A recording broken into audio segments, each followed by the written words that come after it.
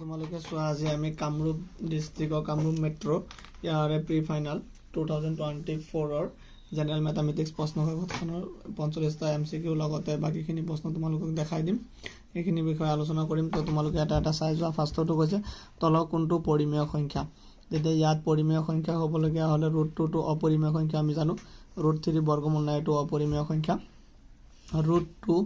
বাই √8 এইটো আমাৰ পৰিমেয় সংখ্যা হ'ব। এইটোতো নহ'ব, √2ৰ বৰ্গমূল নাই, কাৰণ এইটো পৰিমেয় সংখ্যা কিয় হ'ব তোমালোকে চাই লোৱা। কেলকুলেশ্যনটো মই কৰি দিছোঁ, ইয়াতে চাই লোৱা। √2 বাই √8 আছিলে, তেতিয়া √2 √8ক আমি লিখিব পাৰোঁ 2 × 2 × 2। তিনিটা 2ৰ পৰা দুটা 2 এটা ওলাই আহিলে বৰ্গমূল হিচাপে, এটা 2 থাকিলে √2 কাটা 1/2। তেতিয়া আমি আনচাৰটো পালোঁ 1/2। তেতিয়া 1/2 এটা পৰিমেয় সংখ্যা, অৰ্থাৎ √2 বাই √8টো এটা পৰিমেয় সংখ্যা। তেতিয়া অপশ্যন কোনটো শুদ্ধ হ'ল তোমালোকৰ? চিটো শুদ্ধ হ'ল। ইয়াৰ আগত চোৱা 2 নম্বৰ কুৱেশ্যনটো হৈছে 18 স্কোৱাৰ আৰু 19 স্কোৱাৰৰ মাজত থকা স্বাভাৱিক সংখ্যাৰ সংখ্যা হ'ল। কেইটা সংখ্যা থাকিব চোৱা। এইটো এটা সূত্ৰ আছিলে আমাৰ, n স্কোৱাৰ আৰু n+1 স্কোৱাৰৰ বৰ্গৰ মাজত কেইটা স্বাভাৱিক সংখ্যা থাকে? 2n টা। তেতিয়া আমি 2n বুলি লিখিব পাৰোঁ। 2n মানে হৈছে n মানে ফাৰ্ষ্টৰ নাম্বাৰটো 18, 2 × 18। তেতিয়া আমাৰ কিমানটা হ'ব? 36টা হ'ব। এইটো শ্বৰ্ট কেলকুলেশ্যনটো সৰু সেইকাৰণে মই ইয়াতে কৰি দিলোঁ 36টা। চোৱা 3 নম্বৰটো হৈছে তোমাৰ LCM দিয়া আছে ইমান আৰু ইমানৰ LCMটো তোমাৰ দিয়া আছে ইমান 22,338। তো আৰু আমাৰ কি ওলাব লাগে? HCF ওলাব লাগে, অৰ্থাৎ গসাগু উলিয়াব লাগে। তো দুটা সংখ্যা লসাগু আৰু লসাগু দিয়া আছে, গসাগু উলিয়াব লাগে। তো আমি সূত্ৰটো জানো, লসাগু ইনটু গসাগু সংখ্যা দুটা গুণফল। তো তোমালোকে চাই লোৱা। তো ইয়াতে আমি সূত্ৰটো কৰি থৈছোঁ। ইয়াতে চোৱা, লসাগু ইনটু গসাগু সংখ্যা দুটা গুণফল আমাৰ সূত্ৰটো আছিলে। তেতিয়া লসাগু আমাৰ কিমান আছে? লসাগু দিয়া আছিলে 22,338। এইটো আমি লিখিছোঁ 22,338, আৰু আমি গসাগুটো নাই, সেইকাৰণে গসাগু ৰাখিছোঁ। ইজিকেলটো সংখ্যা দুটা গুণফল। সংখ্যা দুটা আমাৰ কি আছিলে? 306 আৰু 657, দুইটা পূৰণফল হিচাপে লিখি দিছোঁ। এইটো সূত্ৰ আছিলে। তাৰপৰা আমি গসাগু ৰাখি দিছোঁ, লসাগুটো পূৰণ হৈ আছে, এইফালে গ'লে হৰণ। তো আমি কাটাকাটি কৰাৰ পিছত আমি কিমান পালোঁ? ইয়াৰ ওপৰত পালোঁ 17 আৰু এইটো পূৰণ হৈ আছে, তলত পালোঁ 1241। এতিয়া আমি 17ৰ লগত 656 পূৰণ কৰিলোঁ। 57 পূৰণ কৰাৰ পিছত আমাৰ আনচাৰ ওলালে 11169 ডিভাইডেড বাই 1241। তো এইটোক আমি ডিভাইড কৰাৰ ফলত আমাৰ ফাইনেলি আমাৰ 9 ওলালে গসাগু। তোমালোকে চাই লোৱা আমাৰ আনচাৰটো কিমান ওলালে? 9 ওলালে। তো এইখিনি আমাৰ আছিলে গসাগু। এতিয়া আমাৰ অপশ্যন কোনটো শুদ্ধ হ'ব? 9টো শুদ্ধ হ'ব। তোমালোকে চাই লোৱা, অপশ্যন বিটো শুদ্ধ হ'ব, 9। 4 নম্বৰ কুৱেশ্যনটো হৈছে আমাৰ 4 নম্বৰটো কৈছে যে x² - 9ৰ শূন্য কেইটাৰ পূৰণফল হ'ব। তো পূৰণফল কিমান হ'ব? আমি জানো শূন্য পূৰণফলৰ সূত্ৰ আছিলে আলফা ইনটু বিটা c/m। তো c/a হ'লে এইটো সৰু কেলকুলেশ্যন চোৱা। চিৰ মানটো আছে কিমান? -9, এৰ মানটো আছে 1। তেতিয়া 1/-9 ইজিকেল টু -9। তেতিয়া অপশ্যন এটো শুদ্ধ। ইয়াৰ আগৰটো চোৱা। 5 নম্বৰটো কৈছে তলৰ কোনটো বহুপদ বুলি কৈছে। ইয়াৰ কোনটো বহুপদ হ'ব? এইটো তোমাৰ ভগ্নাংশত আছে। আমি জানো ভগ্নাংশটো কেতিয়াও বহুপদ হ'ব নোৱাৰে। তো তোমাৰ বিটো তোমাৰ এইটো ৰুটত আছে, এইটো বহুপদ নহয়। এইটো ভগ্নাংশত আছে, নহয়। তেতিয়া আমাৰ এইটো ডিটো বহুপদ হ'ব। নিশ্চয় বুজি পাইছে। ইয়াৰ আগৰটো চোৱা। 6 নম্বৰ কুৱেশ্যনটো হৈছে কি চৰ্ত সাপেক্ষে ax² + bx + c দ্বিঘাত বহুপদৰ এটা শূন্য আনটোৰ প্ৰতিক্ৰম হ'ব। তো তোমাৰ এইটো অপশ্যন চিটো শুদ্ধ হ'ব। a = c চৰ্ত সাপেক্ষে আমাৰ দ্বিঘাত সমীকৰণটো এটা শূন্য আনটোৰ প্ৰতিক্ৰম হ'ব। ইয়াৰ আগৰ প্ৰশ্নটো হৈছে সাধাৰণ অন্তৰ কি হ'ব? 7 নম্বৰটো সাধাৰণ অন্তৰ কি হ'ব যদি এটা সমান্তৰ প্ৰগতিৰ nতম পদটো 28n + 7 হয়। তো আমাৰ 28n + 7 এটা মানে তোমাৰ কণ্ডিশ্যন দিয়া আছে nৰ মান। তেতিয়া nতম পদলৈ কৈছে যে nৰ মান আমি ফাৰ্ষ্টত 1 ধৰিলে প্ৰথম পদ পাম, 2 ধৰিলে দ্বিতীয় পদ পাম, 3 ধৰিলে তৃতীয় পদ পাম। তো এনেকুৱাকৈ আমি ইয়াৰ পৰা সাধাৰণ অন্তৰ উলিয়াব পাৰিম। তো তোমালোকে চাই লোৱা ইয়াৰ কেলকুলেশ্যনটো। ইয়াতে আমি ইয়াতে তোমাৰ প্ৰগতিটো দিয়া আছিলে তোমাৰ 28n + 7। মই a1 মানে প্ৰথম পদ 1 বহাইছোঁ, সেই নৰ জেগাত 1 বহাইছোঁ। 3 × 1 3 + 7 = 10। প্ৰথম পদ 10 ওলাইছে, দ্বিতীয় পদ এনেকুৱাকৈ 2 বহাইছোঁ। 2 বহাৰ পিছত 13 ওলাইছে। এতিয়া আমি সাধাৰণ অন্তৰ ওলাবলৈ গ'লে আমি জানো d = কিমান হ'ব? a2 - a1। a2 - a1 কৰিলে কিমান হৈছে? 13 - 10 = 3। তেতিয়া সাধাৰণ অন্তৰ কিমান হ'ব? অপশ্যন 3টো শুদ্ধ। নিশ্চয় বুজি পাইছে। ইয়াৰ আগৰটো তোমালোকে চোৱা।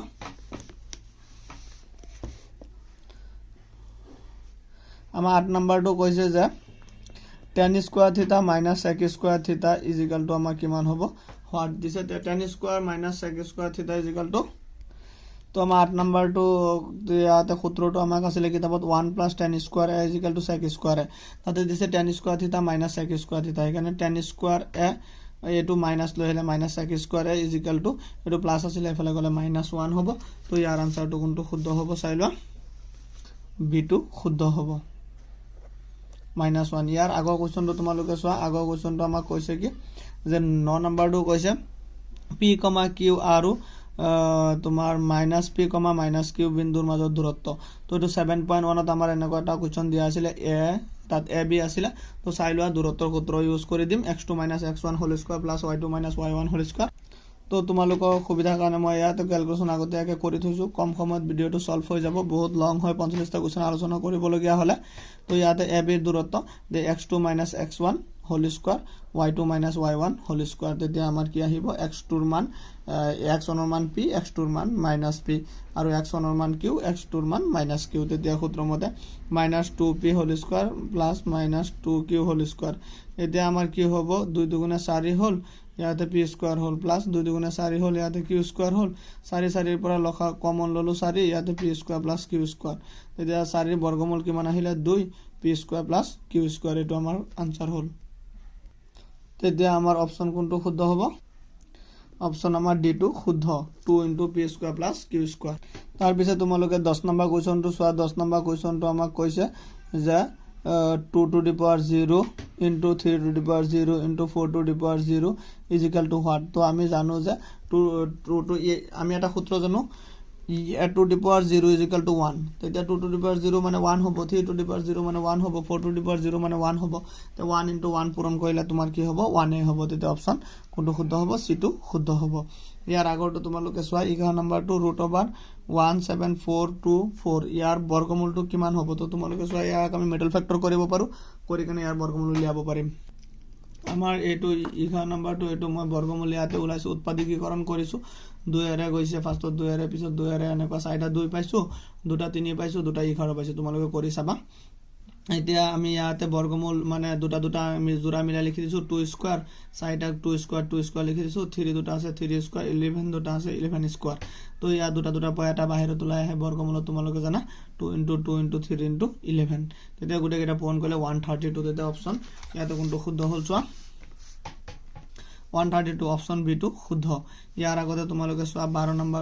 নম্বৰটো কৈছে যে ইমানৰ উৎপাদক কি হ'ব আমাৰ কৈছে 12 নম্বৰটো x² - 5x + 6 ৰ উৎপাদক হ'ব ইয়াৰ উৎপাদক কি হ'ব তেতিয়া ইয়াৰ পৰা কোন দুটা হ'ব তেতিয়া আমি এটো মিডল ফ্যাক্টৰত ভাঙি দিলে হৈ যাব তো তোমালোকে চাই লোৱা এতিয়া আমি ইয়াতে উৎপাদক কৰি দিছো চোৱা x² -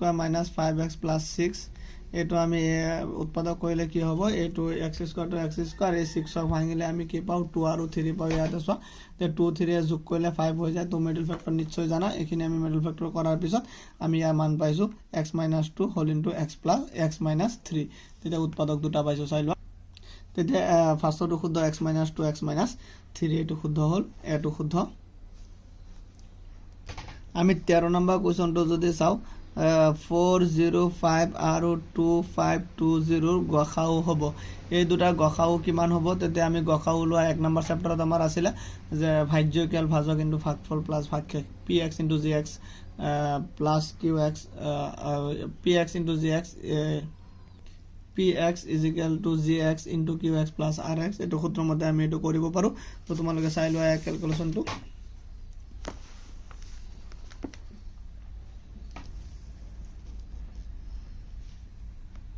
তো ইয়াতে মই ক্যালকুলেশনটো তোমালোকক কৰি দিছো px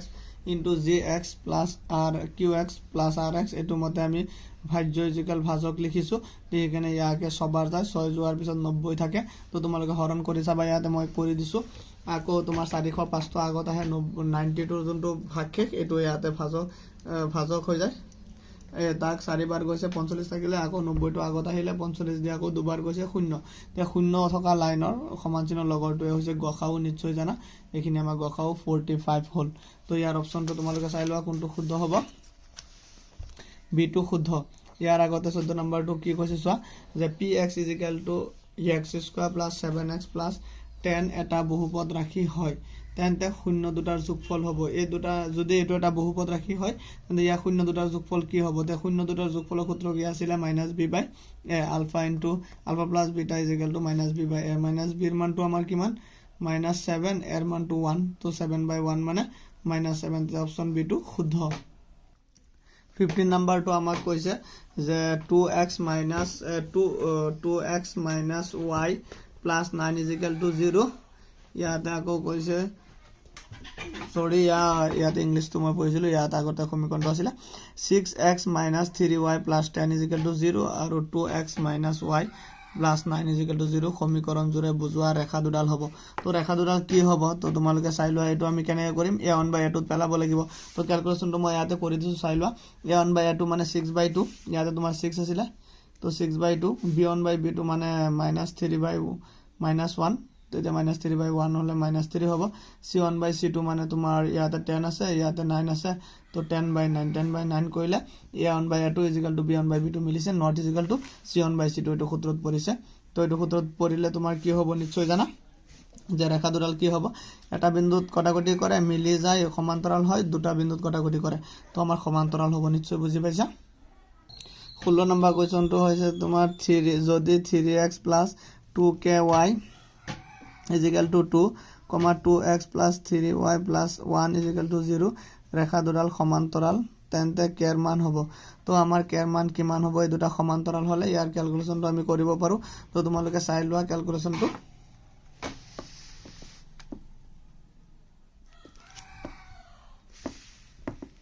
ইয়াতে মই ক্যালকুলেশনটো কৰি দিছো চোৱা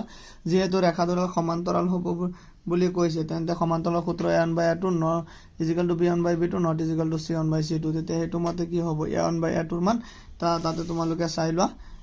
a1 ৰ মান হৈছে 3 a2 ৰ মান হৈছে 2 2/3 b1/b2 হলে b1 ৰ মান 2k b2 ৰ মান 5 তো 2k/5 তেতিয়া এটো লিখি দিছো 2k/5 ইয়াত আৰু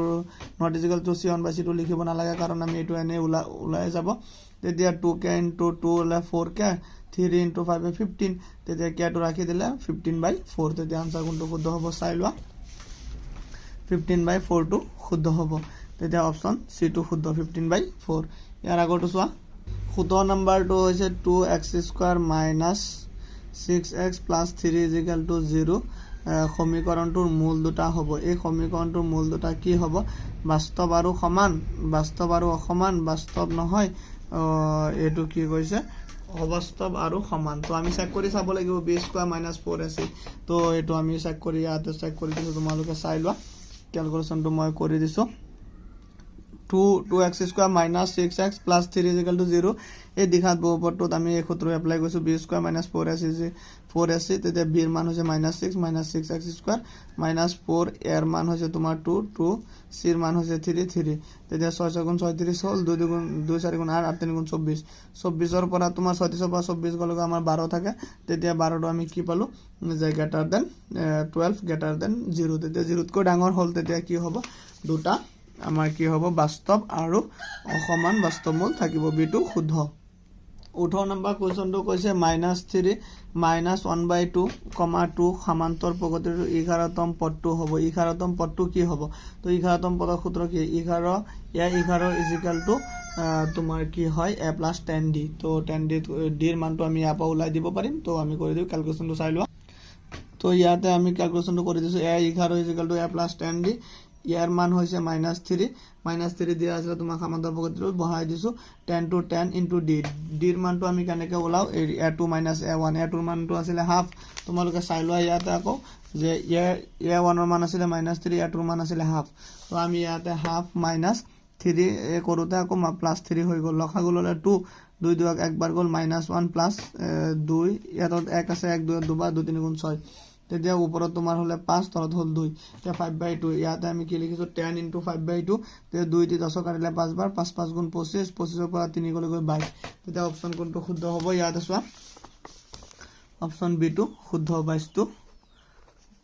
অপচন বি টো শুদ্ধ ইয়াৰ আগত 19 নম্বৰটো চোৱা 19 নম্বৰটো একে সহজ সকলোবোৰ বৰ্গ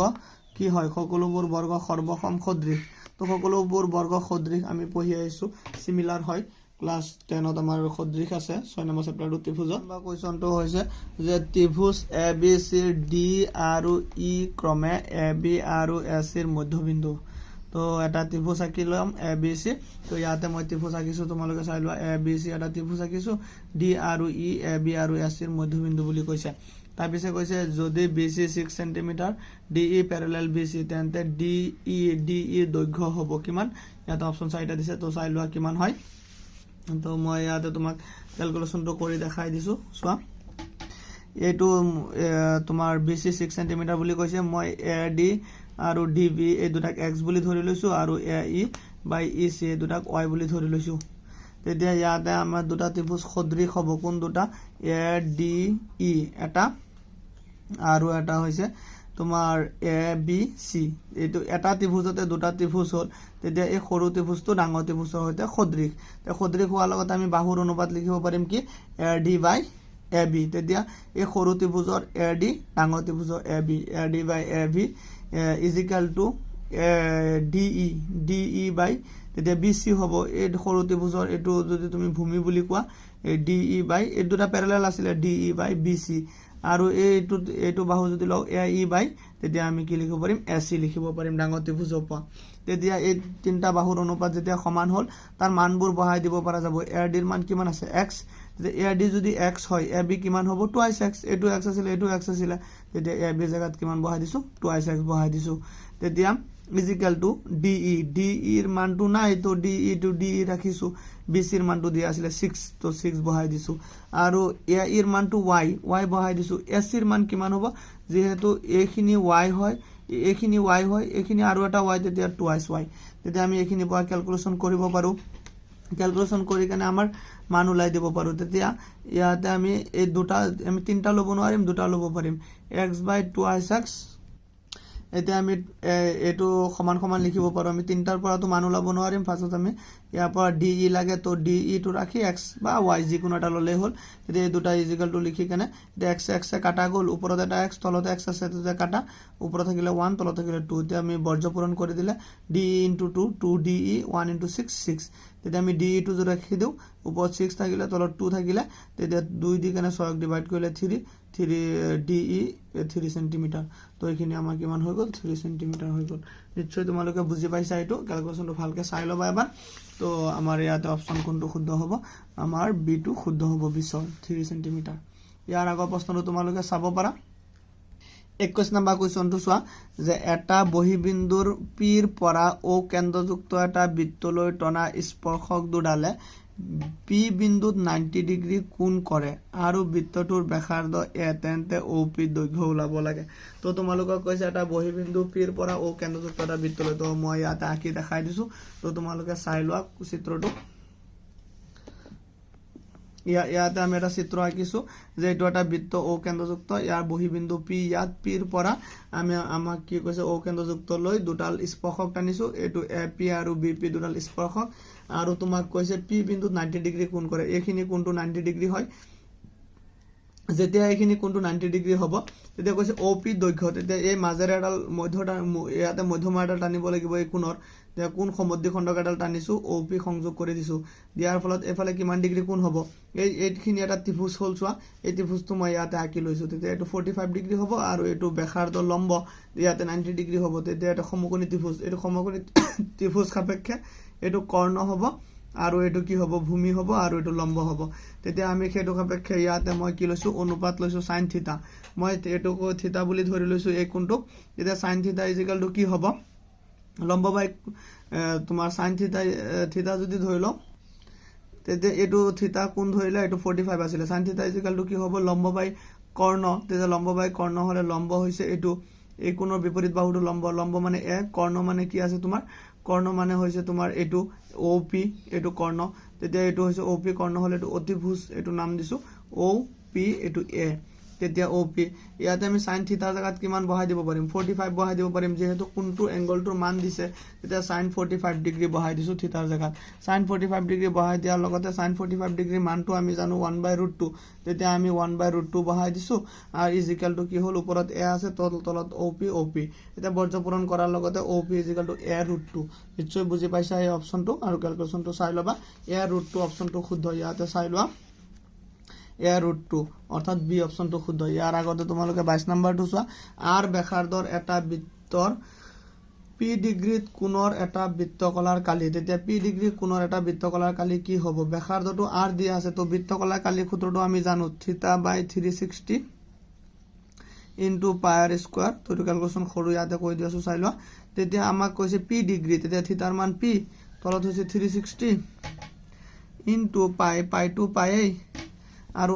r মানে ব্যাসাৰ্ধটো ক্যাপিটাল r দিছে তো ক্যাপিটাল r বহাই দিছো এতিয়া চোৱা এই বস্তুটো ইয়াতে তোমাৰ কোডটো কতো নাই এতিয়া এটো মিলাব লগিয়া হলে ইয়াতে আমাৰ কি হয় ইয়াতে 2πr তো কেতিয়াও নহয় ইয়াতে স্কয়ার আছে স্কয়ার আহিবলৈ এই দুটা নহয় মানে মুঠতে এই দুটা আমি ক্যান্সেল কৰি দিলো তাৰ পিছত এই দুটা এটা হ'ব তেতিয়া ইয়াতে 180 আছে ইয়াতে 360 আছে তো আমি তো কাটাকাটি কৰিব নোৱাৰিম কাটিব লগিয়া হলে ওপৰত কিবা থাকিব লাগিব তেতিয়া এটো নহয় তেতিয়া অপচন ডি টো শুদ্ধ হ'ব কেনেকুৱাকে ইয়াত তুমি 2 মাল্টিপ্লাই কৰি দিয়াম 2 মাল্টিপ্লাই কৰি দিলে 720 হ'ব তাৰ লগতে ইয়াতে 2 এটা মাল্টিপ্লাই কৰিব লাগিব ওপৰত নিশ্চয় বুজি পালা ইয়াৰ আগৰ প্ৰশ্নটো চোৱা টেষ্টটো আমাক কৈছে যে 49 centimetre into 33 centimetre into 24 centimetre আকাৰৰ গোটা আয়তীয় ঘনক এটাৰ লগ লগাই এটা গোটা গোলাকাৰ এটা গোটা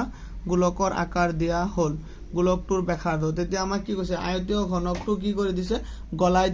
দি কেনে গোলক আকাৰ দিছে তেতিয়া আয়তীয় ঘনকৰ তো আমাক হৈছে আমি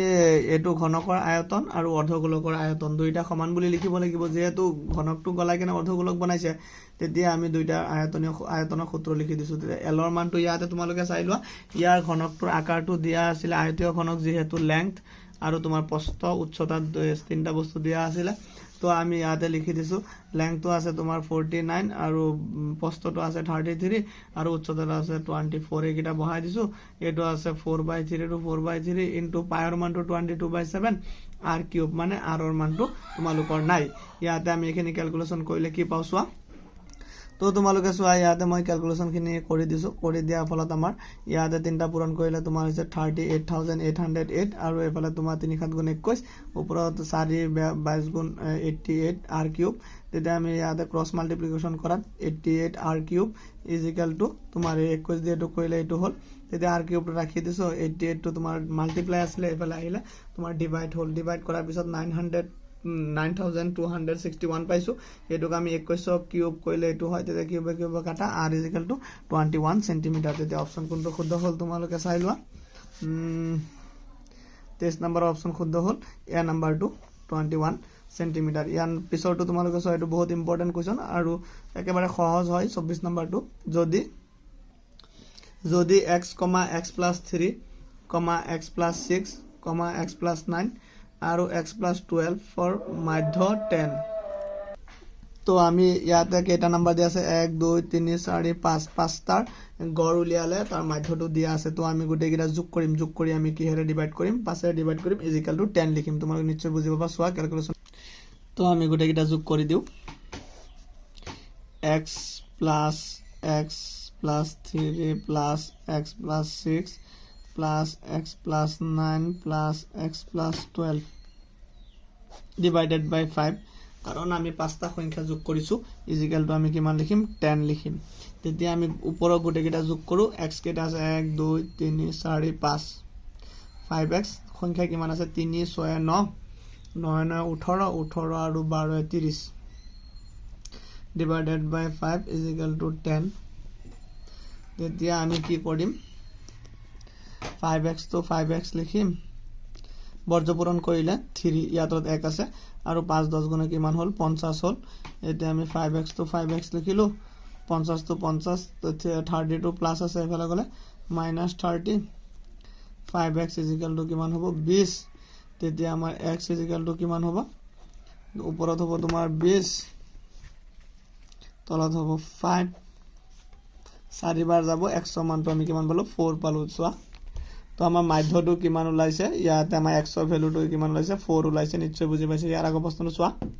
25 নম্বৰটো কৈছে এটা লুডু গুটি এবাৰ মাৰিলে যুগ্ম সংখ্যা পোৱাৰ সম্ভাৱিতা হ'ব তো আমি এটা লুডু গুটিত মুঠ ফলাফল 6 চাই লোৱা আৰু যুগ্ম সংখ্যা কেইটা আছে যুগ্ম সংখ্যা 3টা আছে তো কিয় তোমালোকে চোৱা 2 4 6 এই তিনটা যুগ্ম সংখ্যা যেতে কিমান হ'ব কাটাকাটি কৰিলে 1/2 তেতে অপচন তোমাৰ 1/2 d2 শুদ্ধ ইয়াৰ আগৰটো তোমালোকে চোৱা a আৰু b দুটা ধনাত্মক অখণ্ড সংখ্যা a আৰু b ধনাত্মক অখণ্ড সংখ্যা যত a = pq আৰু q স্কয়াৰ আৰু b = pq³ pq সহমৌলিক মানে pq মৌলিক সংখ্যা তেন্তে a b ৰ গসাউ উলিয়াব লাগে তো চোৱা তো আমাৰ 26 নম্বৰটোৰ পৰা আমি ইয়াতে লিখি লৈছো চোৱা a = কি আছিল p³ q স্কয়াৰ b = আছিল pq³ তো ইয়াৰ এটো আমি ভাঙি লৈছো p³ q স্কয়াৰ ইয়াতে আমি ভাঙিছো p * p * p q * q মানে p³ মানে তিনটা q স্কয়াৰ মানে দুটা ইয়াতো আমাৰ p এটা আছিল q তিনটা আছিল ভাঙি লৈছো ইয়াৰ পৰা আমি গসাউ উলিয়াব লাগে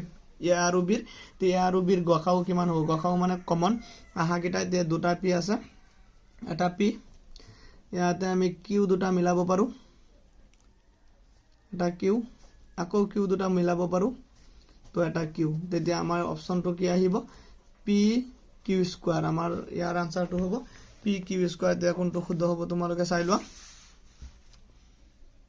অপচন সি টো শুদ্ধ pq স্কয়াৰ আমাৰ এই কোৱেশ্চনটো চোৱা তোমালোকে 26/4 + √3 তেতিয়া আমাৰ এই কোৱেশ্চনটো 9ত এনেকুৱা অংকবোৰ আছিল ক্লাস 10ত নাই এটা আমি হৰ পৰিমেয়কৰণ কৰিব লাগিব তো ইয়াতে আছে 26 তলত আছে 4 + √3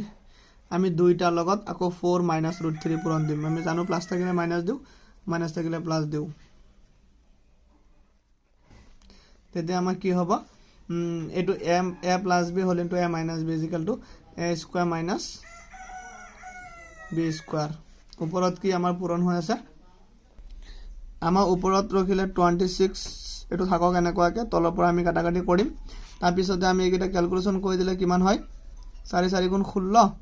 স্কয়াৰ ৰুটে কাটা তেতিয়া 3 ওপৰত 26 4 * √4 - √3 এতিয়া আমাৰ ওপৰ ইয়াতে কিমান হৈ আছে 26 4 - √3 তলত তোমাৰ 16 পৰা 3 গলে গৈ তোমাৰ 13 13 দিকেনে 26ক দুবাৰ যাব তেতিয়া 2 * 4 - √3 এতিয়া আমি পূৰণ কৰি এটো আমাৰ ইয়াতে নাই ইয়াতে তোমালোকে চাই লোৱা নাই এটো পূৰণ কৰিবলৈ 2 4 গুণে 8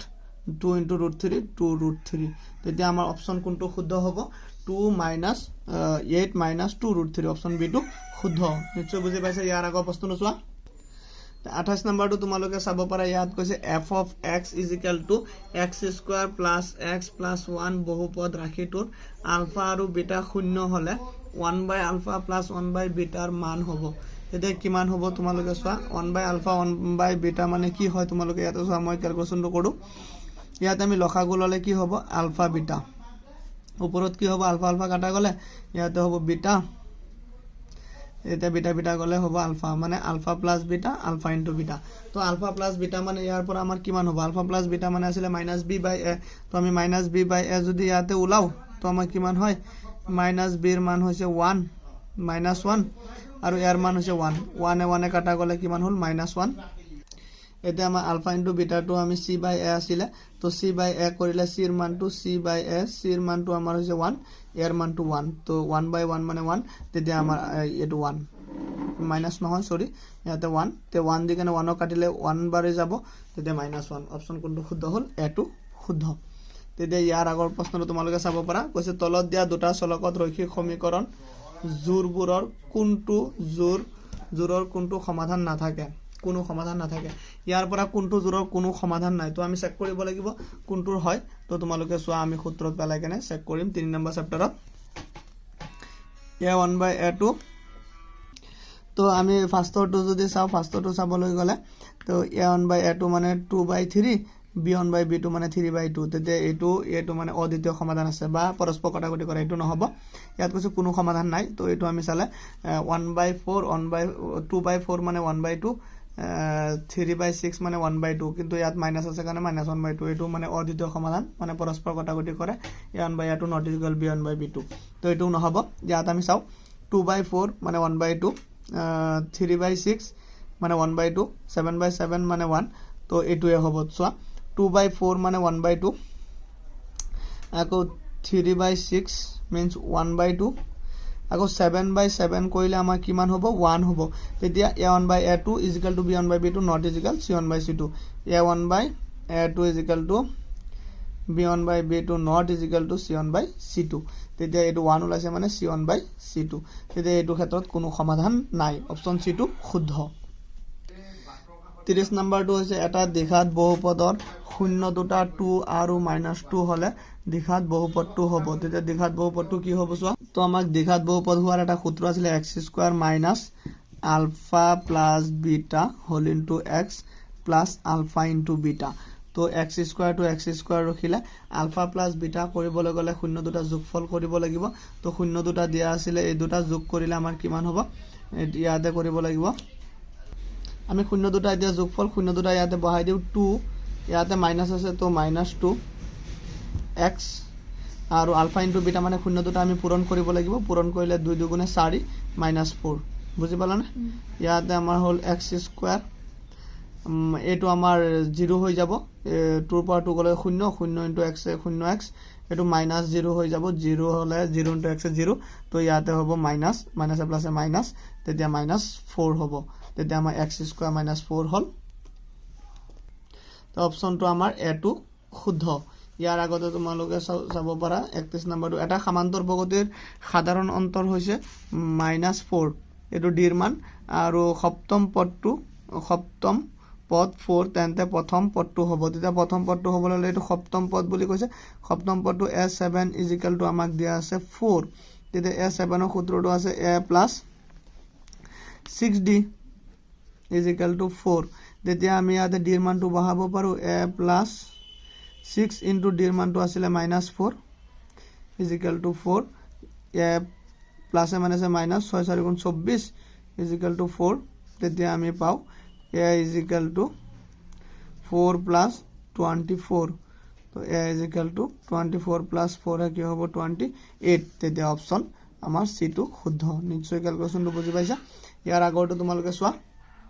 32 নম্বৰ কোৱেশ্চনটো আমাক কৈছে এটা ৰম্বাসৰ কৰ্ণ দুডাল ক্ৰমে 16 সেন্টিমিটাৰ আৰু 12 সেন্টিমিটাৰ হলে ৰম্বাসটোৰ বাহু দৈৰ্ঘ্য কিমান হ'ব ইয়াতে আমি এটা ৰম্বাস আঁকিছো a b c d এটা ৰম্বাস আৰু ইয়াৰ কৰ্ণ দুডালৰ দৈৰ্ঘ্য এটা 16 তেতিয়া এইটো দীঘল এইটো অলপ ছুটি তো এইটো হৈছে 16 বুলি দিছো আৰু এইটো 12 বুলি দিছো যেতিয়া এইটো ইয়াতে চাৰিটা কোণ উৎপন্ন হৈছে চাৰিটা 90 ডিগ্ৰী সমকোণী ত্ৰিভুজ হ'ব সমকোণ হ'ব এটা যেতিয়া 90 ডিগ্ৰী হ'ব এই গোটেটো যে 16 হয় এটো কিমান হ'ব 8 হ'ব এখিনি 8 সেন্টিমিটাৰ হ'ব এখিনি যে o দিও তেতিয়া o দি 8 হ'ব আৰু এখিনি গোটেখিনি যে 12 হয় আৰু o এ কিমান হ'ব 6 হ'ব তেতিয়া মই এই ত্ৰিভুজটো ইয়াত আঁকি ল'ব পাৰো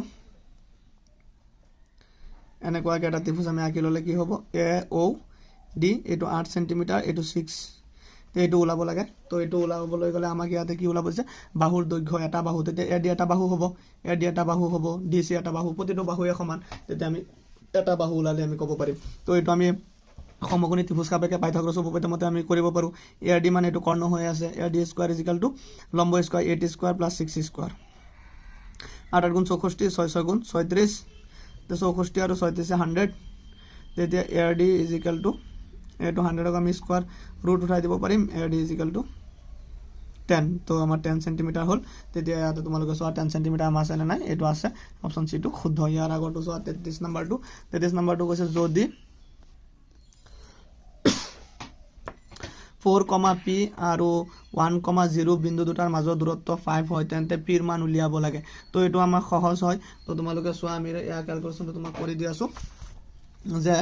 আমাৰ দুটা বিন্দু দূৰত্ব 5 দিছে তেতিয়া দুটা বিন্দু দূৰত্ব সূত্ৰ আমি জানো নহয় এটো সমান সমান কিমান 5 তো আমাৰ দুটা বিন্দু দূৰত্ব সূত্ৰ আছিল x2 - x1 x2 মানে হৈছে 1 আৰু x1 মানে হৈছে 4 x2 - x1 whole square plus y2 মানে 0 0 - p হোল স্কয়াৰ যেতিয়া আমাৰ এটো ক্যালকুলেশন কৰিলে কিমান ওলাব এইটো আমাৰ -3 হ'ব -3 হোল স্কয়াৰ ইয়াতে -p হোল স্কয়াৰ তেতিয়া আমাৰ কি হ'ব ইকুয়াল টু 5 এটা আমি স্কয়াৰ উঠাই দিলে এফালে আমাৰ কিমান হ'ল স্কয়াৰ উঠাই দিলে এফালে ৰুট হ'ব আমাৰ 3 3 গুণ 9 হ'ল ইয়াতে আমাৰ কি হ'ল p আমি যেতিয়া মাইনাস মাইনাসে প্লাস হৈ যাব p স্কয়াৰ আৰু এটো ৰুটটো এফালে উঠাই দিলে এফালে স্কয়াৰ হৈ যাব 5 স্কয়াৰ তেতিয়া আমাৰ কি হ'ল 9 প্লাস p স্কয়াৰ 5 5 গুণে 25 হ'ল এতিয়া আমি p স্কয়াৰটো যদি ৰাখি দিও তেতিয়া আমাৰ এফালে হ'ল 25 এটো 9 টো প্লাস আছে এফালে গলে মাইনাস তেতিয়া আমাৰ কি হ'ল p স্কয়াৰ = 25 ৰ পৰা 9 গলৈকে 16 তেতিয়া আমাৰ p স্কয়াৰ = 16 আমি 4 স্কয়াৰ লিখিব পাৰো স্কয়াৰ স্কয়াৰ কাটা তো p এর মানটো আমি কিমান পালো 4 পালো আমাক p এর মানটো ওলাব দিছিলে p এর মান কিমান হ'ব p এর মান 4 হ'ব তোমালোকে ক্যালকুলেশনটো ভালকে চাই লোৱা তেতিয়া 4 অপশনটো শুদ্ধ তেতিয়া আমাৰ ইয়াতে কৈছিল যে 4 আৰু p আছিল p বিন্দুটোৰ মান ওলাইছে 4 ইয়াতে তোমালোকে চাব পাৰা ইয়াতে তাতে যেহেতু প্লাস নাই 4 -4 হ'ব লাগে তো আমি এফালে এনেকে স্কয়াৰ নকৰি কেনে আমি কি কৰি দিব পাৰো p স্কয়াৰ = √16 দিলে প্লাস মাইনাস আহে ৰুটৰ আগত তোমালোকে জানা তেতিয়া p +-4 তেতিয়া আমাৰ অপচনটো এটো শুদ্ধ হ'ব এতিয়া আমি মাইনাসটো ধৰিব পাৰিম তেতিয়া আমাৰ কি হ'ব এই অপচনটো শুদ্ধ কাৰণ p এৰ মানটো ইয়াতে আছিল তোমাৰ 4, -4 ইয়াতে আমি +4 -4 দুটা আছে তেতিয়া আমি ইয়াত কি পাইছো সো +-4 পাইছো তেতিয়া আমি প্লাসটো লিখিব পাৰিম মাইনাসটো লিখিব পাৰিম তেতিয়া 4, -4 লিখিব পাৰিম তো এটো আমাৰ এটো শুদ্ধ হ'ল ইয়াৰ আগৰ প্ৰশ্নটো তোমালোকে চাব পাৰা তো আমি 34 নম্বৰ কোৱেশ্চনটো যদি sin θ = a/b তেন্তে cos θ <90 90 কে থিতাটো সৰু হ'ব তাৰ মান হ'ব তেতিয়া আমি কি লিখিব পাৰো আমাৰ এটা সূত্ৰ আছিল sin স্কয়াৰ θ + cos স্কয়াৰ θ = 1 তেতিয়া আমি ইয়াৰ পৰা cos মান ওলাব লাগে তেতিয়া cos θ টো ৰাখি দিছো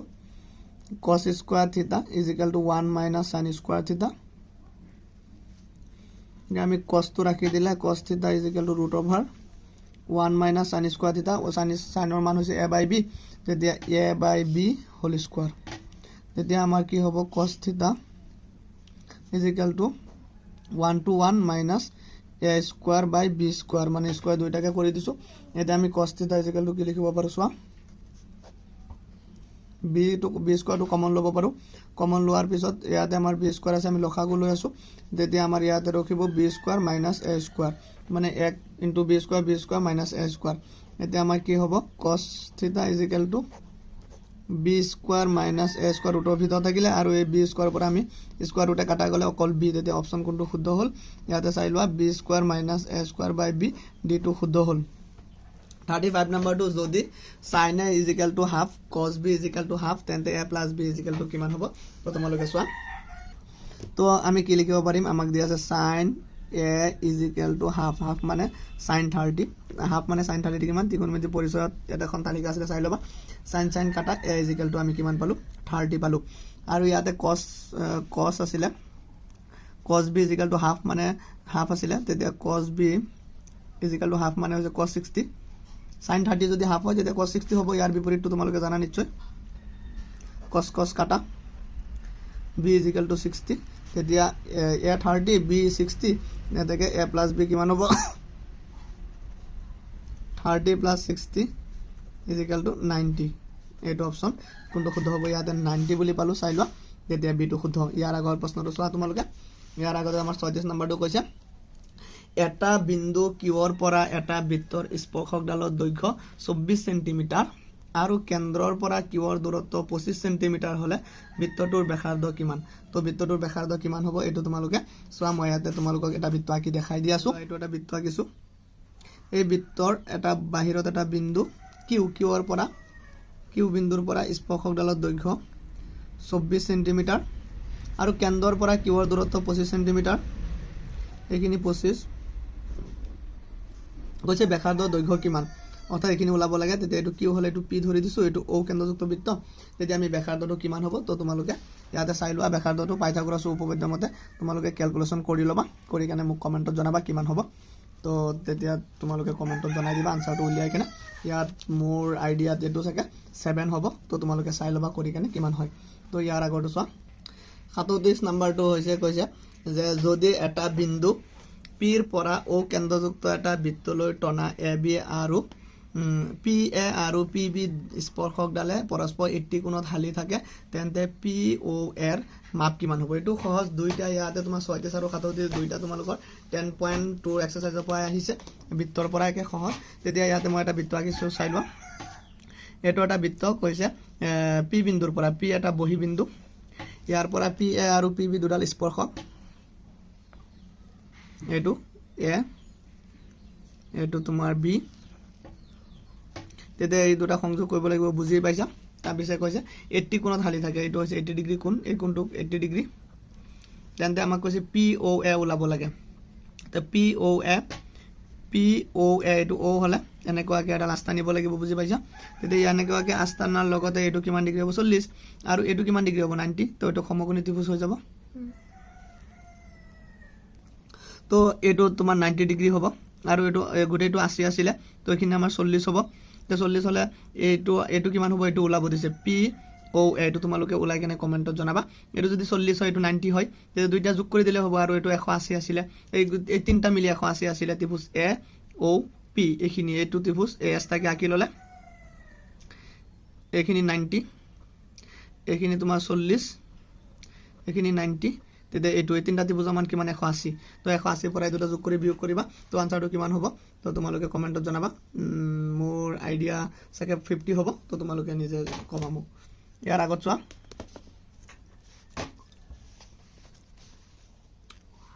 38 নম্বৰটো কৈছে 38 নম্বৰটো 6 সেন্টিমিটাৰ ব্যাসাৰ্ধযুক্ত এটা বৃত্তকলাৰ কোণ 60 ডিগ্ৰী হলে বৃত্তকলাটোৰ কালি ওলোৱা তো আমাৰ সূত্ৰটো আছিল বৃত্তকলাৰ কালিৰ সূত্ৰ θ/360 * πr² থিতাৰ মানটো আমাক দিয়া আছে 60/360 * পাইৰ মানটো 22/7 আৰ আৰৰ মানটো আমাৰ 6 দুবাৰ লিখিব লাগিব 6 স্কয়াৰ তো আমি 0 কাটা 6 36ক ছবাৰ যাব আকৌ এটা 6 কাটি দিছো তো আমাৰ ইয়াতে থাকিলে তলত থাকিলে আমাৰ কিমান 7 ওপৰত থাকিলে 2 6 গুণ 18 সরি 2 6 গুণ 12 2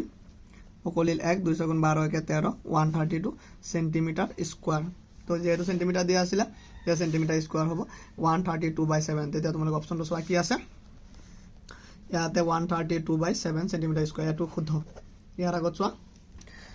39 নম্বৰটো আমাক কৈছে যে যদি দুটা গোলকৰ পৃষ্ঠকালীৰ অনুপাত 1:2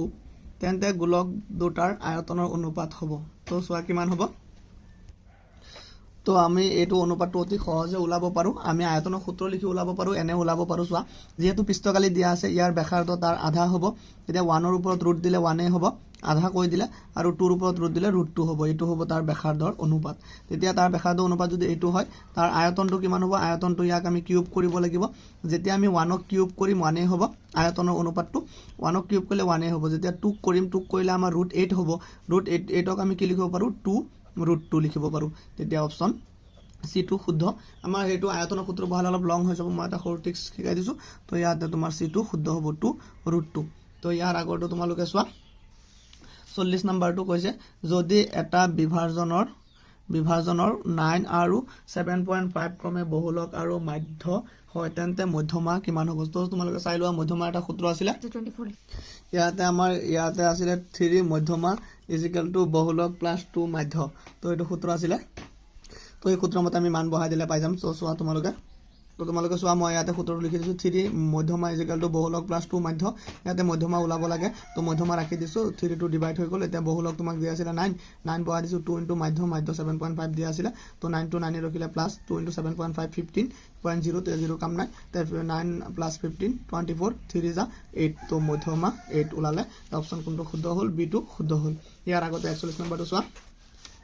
41 নম্বৰটো কৈছে দুটা মুদ্ৰা একেলগে মাৰি পঠিয়ালে দুটা মুণ্ড পোৱাৰ সম্ভাৱিতা কিমান তো চোৱা দুটা মুদ্ৰা একেলগে মাৰি পঠিয়ালে কি হ'ব ফলাফল হেড হ'ব পাৰে হেড টেইল হ'ব পাৰে আকৌ তোমাৰ টেইল হেড হ'ব পাৰে আকৌ তোমাৰ টেইল হ'ব পাৰে তো চাৰিটা ফলাফল হ'ব পাৰে চাৰিটা মুঠ ফলাফল তলত 4 তে ওপৰত কিমান হ'ব পাৰে যে দুটা মুদ্ৰা একেলগে মাৰি পঠিয়ালে দুটা মুণ্ড পোৱাৰ সম্ভাৱিতা কিমান তে দুটা মুণ্ড এবাৰে পৰিব হেড এবাৰে পৰিব তো তোমাৰ ওপৰত হ'ব 1 তেতিয়া 1/4 অপচন C2 শুদ্ধ 42 নম্বৰটো হৈছে তোমাৰ ইয়াতে কৈছে যদি x is equal to 2 sin square theta y is equal to 2 cos square theta minus 2 তেন্তে x plus y ৰ মান কিমান হ'ব চাই লোৱা এতিয়া আমি ইয়াতে মানবোৰ বহাই দিও যদি x plus y x ৰ মান দিছে 2 sin square theta plus y ৰ মান হৈছে 2 cos square theta minus 2 এতিয়া আমি ইয়াৰ পৰা কি 2 কমন ল'ব পাৰো 2 কমন লোৱাৰ পিছত এই দুটা পৰা 2 কমন ল'লে 2 কমন ল'লে তোমাৰ sin square থাকিলে sin square theta ইয়াতে থাকিলে plus cos square theta minus 2 to minus 2 থাকিলে ইয়াতে sin square theta plus cos square theta তোমালোকে জানা 1 into 2 2 minus 2 2 minus 2 কৰিলে আমাৰ কিমান হ'ব 0 তেতিয়া অপচন কোনটো শুদ্ধ হ'ল ইয়াতে চাই লোৱা ইয়াতে 0 আছে a নম্বৰটো 42 নম্বৰৰ a টো শুদ্ধ হ'ল ইয়াৰ পিছত 43 নম্বৰটো তোমালোকে চাব পাৰা কৈছে যে 43 নম্বৰটো যদি আলফা আৰু beta f of x is equal to px square minus 2x plus 3p বহুপদ ৰাশিটো শূন্য হয় যত alpha plus beta is equal to alpha into beta তেন্তে p ৰ মান উলিয়াব লাগে তো p ৰ মান উলিয়াবলৈ গলে আমি কি কৰিম ইয়াতে alpha plus beta alpha into beta দিছে তো alpha plus beta মানে -b by a আছিল -b by a হলে -2 by p এর মান p is equal to alpha into beta হলে আমার c by a আছিল c এর মান 3 এর মান p তো এটো আছিল alpha into beta c by s c এর মান 3 নহয় 3p সরি 3p হলে তোমার কি হ'ব চাই লোৱা ইয়াতে p ক্যান্সেল গল তেতিয়া তোমাৰ থাকিলে ইয়াতে 3 into p বর্জপূরণ হবে ইয়াতে 1 থাকিলে 3 into p 28p is equal to -2 তেতিয়া আমি p টো যদি রাখি দিও -2 by 3 তো -2 by 3 নহয় ইয়াতে আমাৰ -b by a বহাওতে ইয়াতে এটা মাইনাস আগৰ পৰা আছিল তেতিয়া এটো প্লাস হৈ যাব এটো -2 to মাইনাস আৰু -b আছিল এখানে +2 হৈ যাব তো মাইনাস নহব 2 by 3 নিশ্চয় বুজি পালা ইয়াৰ অপচনটো কোনটো শুদ্ধ হ'ব 2 by 3 অপচন এ টো শুদ্ধ ইয়াৰ আগৰটো তোমালোকে চাই লোৱা ইয়াতে আমাক কৈছে 44 নম্বৰটো x যদি x tan 60 into cos 60 is equal to sin 60 into cot 60 x ৰ মান কিমান হ'ব ইয়াৰ পৰা আমি যদি x টো ৰাখি দিও তো তোমালোকে চাব পাৰা x into tan 60 এটা যদি cos টো এফালে লৈ যাও তেতিয়া sin 60 by cos 60 is equal to হ'ব tan 60 into cot 60 টো আমি কি লিখিব পাৰো 1 by tan 60 তো চাই লবা ক্যালকুলেশনটো মই কৰি দি আছো এটা tan 60 আমি যদি কাটি দিও তেতিয়া এফালে ৰখিলে কি x into তোমাৰ tan 60 আছিল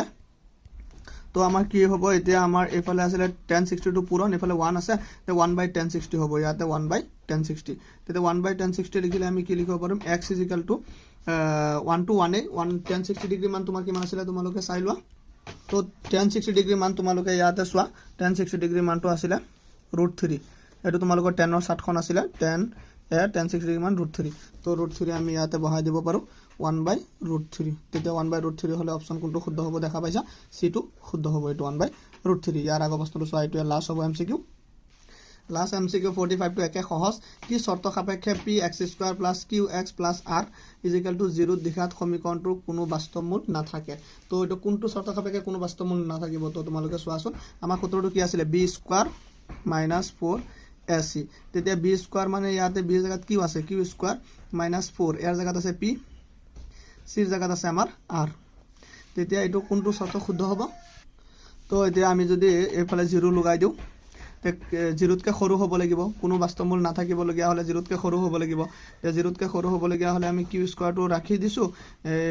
এটো হৈছে তোমাৰ লেস দেন 4p r তেতিয়া এটো কোনটো আছে ইয়াতে q² less than 4p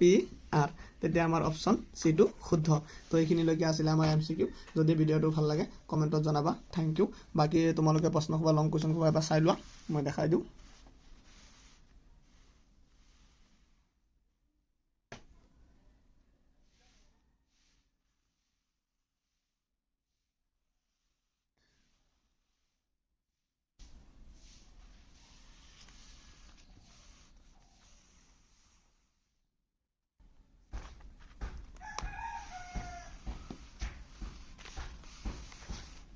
এইখিনি লৈকে আছিল এটো ভিডিও